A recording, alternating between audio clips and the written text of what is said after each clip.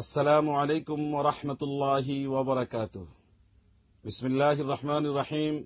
আলহামদুলিল্লাহি রাব্বিল আলামিন ওয়াস সালাতু ওয়াস সালামু আলা আশরাফিল আমবিয়াই ওয়াল মুরসালিন নবিয়্যিনা ওয়া ইমামিনা ওয়া কুদওয়াতিনা ওয়া হাবিবিনা মুহাম্মদ ওয়া আলা আলিহি ওয়া আসহাবিহি আজমাইন। আম্মা বাদ। প্রিয় দর্শক মণ্ডলী, শুভেচ্ছা জানাচ্ছি গ্লোবাল মিম্বার সত্যের ডাক অনুষ্ঠানের পক্ষ থেকে। সম্মানিত দর্শক মণ্ডলী, আমাদের আজকের আলোচনার বিষয় দোয়া, তার শর্ত, তাৎপর্য, এই বিষয়ে। প্রিয় দর্শক শ্রোতা, একটা মানুষ যতই শক্তিশালী হোক, যতই যোগ্যতাবান হোক, সে কিন্তু কোন দিক থেকে পরিপূর্ণ না। পরিপূর্ণ সত্তা একমাত্র আল্লাহ তাআলা। আল্লাহর সাথে যদি একজন মানুষ তার যোগাযোগটা ঠিক রাখতে পারে এবং তার সম্পর্কটা যদি আল্লাহর সাথে পরিপূর্ণভাবে রাখতে পারে, তাহলে এই মানুষটি প্রতিটি কাজ করতে গিয়ে যদি আল্লাহর সাহায্য সহযোগিতা পায়, তাহলে তার প্রতিটি কাজ পূর্ণতা পাবে এবং প্রতিটি পদক্ষেপে সে সাকসেস হতে পারবে, সফল হতে পারবে। সেই হিসেবে আল্লাহর সাথে প্রতিটি বান্দার যোগাযোগ থাকা অপরিহার্য, জরুরি। আর এই যোগাযোগের বিভিন্ন মাধ্যম আছে, আর সবচেয়ে কার্যকর মাধ্যম হচ্ছে দোয়া। দোয়ার মাধ্যমে একজন ব্যক্তি তার মনের কামনা ব্যক্ত করে আল্লাহর কাছে, আল্লাহ সাহায্য প্রার্থনা করে এবং আল্লাহর কাছে সাহায্য চেয়ে সে এই কাজটিকে সম্পূর্ণ করতে চায়। আর আল্লাহ তাআলা দোয়ার বিষয়টিকে খুব বেশি গুরুত্ব দিয়েছেন। আল্লাহ সুবহানাহু ওয়া তাআলা নিজে তার বান্দাদেরকে বলেন, ওয়াকালা রাব্বুকুম উদউনি আস্তাজিব লাকুম ইন্নাল্লাযীনা ইস্তাকবিরুনা আন ইবাদাতি সায়াদখুলুনা জাহান্নামা দাখিরিন।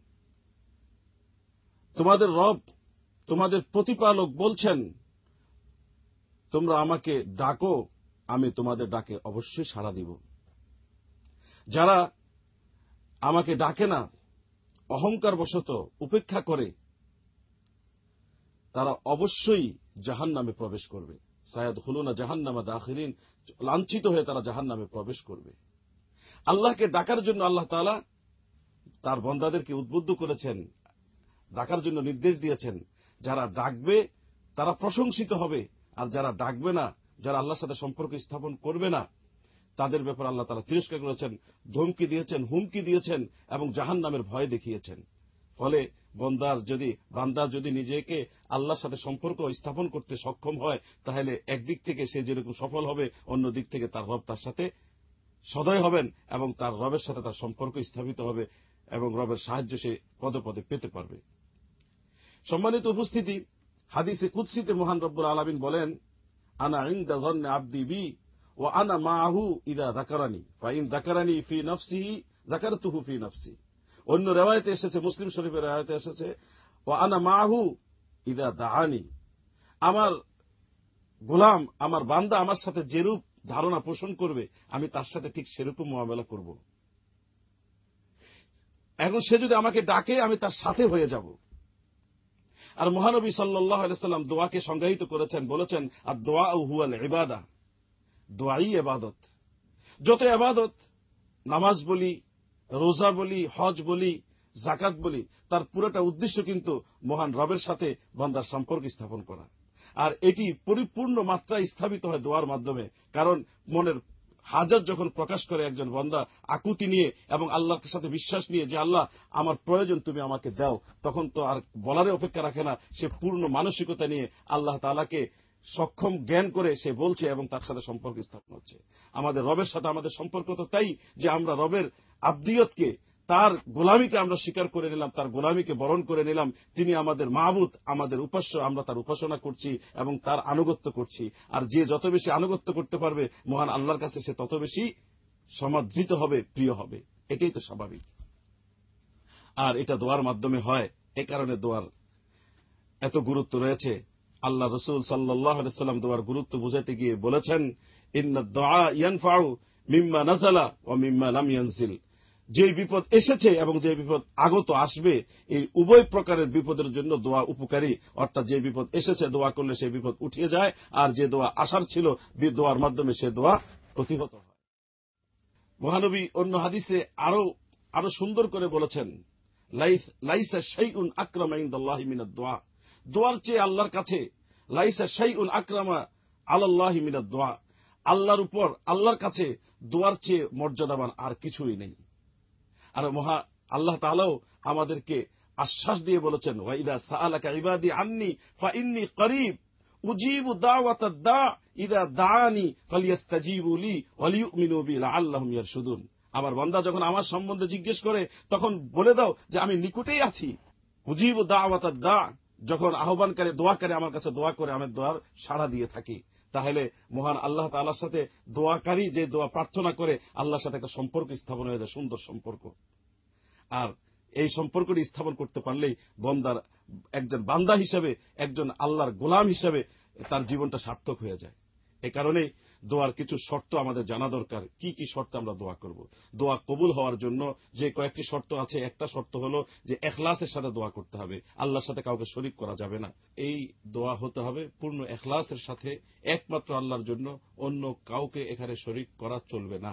আল্লাহ সুবহানাহু ওয়া তাআলা কুরআনুল কারীমের ভিতরে এসেছে, আল্লাহ তাআলা বলেন, ফাদউল্লাহা মুখলিসিনা লাহুদ্দিন ওয়ালাউ কারিহাল কাফিরুন, তোমরা আল্লাহকে ডাকো একমাত্র দ্বীনকে তার জন্য একনিষ্ঠ করে। হাদিসে কুদসিতে বর্ণিত হয়েছে, ইয়া ইবনে আদম লাউ আতাইতানি বিকুরাবিল আরদি খাতায়া সুম্মা লাকিতানি লা তুশরিক বি শাইআ লা আতাইতুকা বিকুরাবিহা মাগফিরাতান। ইবনে আদম, তুমি যদি অপরাধ করে ভূমি থেকে নিয়ে আকাশ পর্যন্ত পূর্ণ জায়গাটা ভরে দাও, এরপর শিরিক না করে আমার সাথে তোমার দেখা হয়, আমার সাথে যখন মোলাকাত হয় তখন শিরিক মুক্ত থেকে যদি মোলাকাত হয়, তাহলে আমি তোমাকে এই জমিন ভর অপরাধ মাফ করে দিব। ইখলাসের, তাওহীদের এত গুরুত্ব। শিরিক মুক্ত থেকে জীবন যাপন করতে হবে এবং দোয়া হতে হবে শিরিক মুক্ত থেকে, একমাত্র আল্লাহর কাছে দোয়া করতে হবে। দ্বিতীয় শর্ত, দোয়া হতে হবে এমন ভাবে যে হালাল রিজিক, হালাল ভাবে জীবন যাপন করে। রাসূলুল্লাহ সাল্লাল্লাহু আলাইহি ওয়াসাল্লাম ইরশাদ করেন, ইয়া আইয়ুহান নাস ইন্নাল্লাহা তাইয়্যিবুন লা ইয়াকবালু ইল্লা তাইয়্যিবান ওয়া ইন্নাল্লাহা আমারাল মুমিনিন বিমা আমারা বিহিল মুরসালিন ফাকাল ইয়া আইয়ুহার রাসূল কুলু মিনাত তাইয়্যিবাতি ওয়া'মালু সালিহা ইন্নী বিমা তা'মালুনা আলিম ওয়া ক্বাল ইয়া আইয়ুহাল্লাযীনা আমানু কুলু মিন তাইয়্যিবাতি মা রাযাকনাকুম সুম্মা যাকারা রাজুলা يطيل السفر أشعث أكبر يمد يديه إلى السماء يا ربي ومطعمه حرام ومشربه حرام وملبسه حرام وغذي بالحرام فأنى يستجاب لذلك। আল্লাহ পুত পবিত্র ছাড়া কবুল করেন না। আল্লাহ তাআলা মুমিনদেরকে সেই নির্দেশই দিয়েছেন যে নির্দেশ দিয়েছেন তার রাসূলদেরকে। তিনি বলেছেন, হে রাসূলবৃন্দ, তোমরা হালাল পবিত্র জিনিস খাও। আর মুমিনদেরকেও একই কথা বলেছেন, আমি যা রিজিক দিয়েছি তার থেকে তোমরা হালাল জিনিস খাও। অতঃপর মহানবী সাল্লাল্লাহু আলাইহি সাল্লাম একজন ব্যক্তির কথা উল্লেখ করলেন, যে ব্যক্তি অনেক দূর থেকে সফর করে এসেছে এবং শরীর আলুথালু অবিন্যস্ত আর ধুলায় দূষিত, আকাশের দিকে হাত উঠিয়ে ইয়া রব বলে মনের আকুতি প্রকাশ করছে, অথচ সে জীবন যাপন করেছে এমত অবস্থায় যে তার খাবার ছিল হারাম, পানীয় ছিল হারাম, শরীরের পরিধেয় বস্ত্র ছিল হারাম এবং তার জীবনটা লালিত পালিত হয়েছে হারামের উপর। তাহলে তার দোয়া কবুল করা হবে কিভাবে? দোয়ার মতো এত গুরুত্বপূর্ণ জিনিস যা আল্লাহ তাআলা বান্দার কাছ থেকে আহ্বান করেছেন, তাকে নির্দেশ দিয়েছেন দোয়া করার জন্য, আর সেই ক্ষেত্রে আল্লাহ রাসূল বলেন আল্লাহর পক্ষ থেকে, যদি হারামের উপর সে থেকে দোয়া করে তাহলে সে দোয়া কবুল করা হয় না। অনুরূপভাবে দোয়ার আরো শর্ত রয়েছে, সে শর্তের ক্ষেত্রে অন্তর উপস্থিত রেখে আল্লাহর কাছে আগ্রহ নিয়ে চাইতে হবে এবং বিশ্বাসের সাথে চাইতে হবে এবং আল্লাহর কাছে ইয়াকিন করে চাইতে হবে। দোয়া কবুলের বিভিন্ন কিছু সময় রয়েছে, বিশেষ করে সেজদার ভিতরে দোয়া কবুল হয়, শেষ রাতে দোয়া কবুল হয় এবং কিছু জায়গা রয়েছে যে জায়গাগুলোতে দোয়া কবুল হয়, তাওয়াফের সময়, হজে আরাফাতে এবং জুমার দিন একটা বিশেষ সময় রয়েছে। হাদিস এসেছে, ওলামায়ে কেরাম বলেছেন সেই সময়টি আসরের পরে হতে পারে।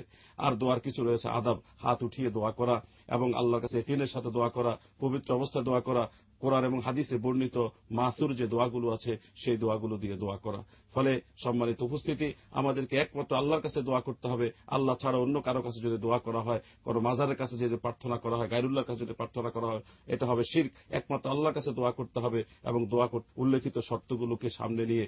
ফলে আমরা আমাদের আল্লাহর সাথে, আমাদের প্রতিপালক প্রভুর সাথে আমাদের সম্পর্ক স্থাপন করতে পারব এবং আমার কাছ থেকে আল্লাহ তাআলা যা কামনা করেন, যা চান, সেটাও প্রমাণিত হবে এবং সেটাও প্রতিষ্ঠিত হবে, আমার জীবনটা সার্থক হবে।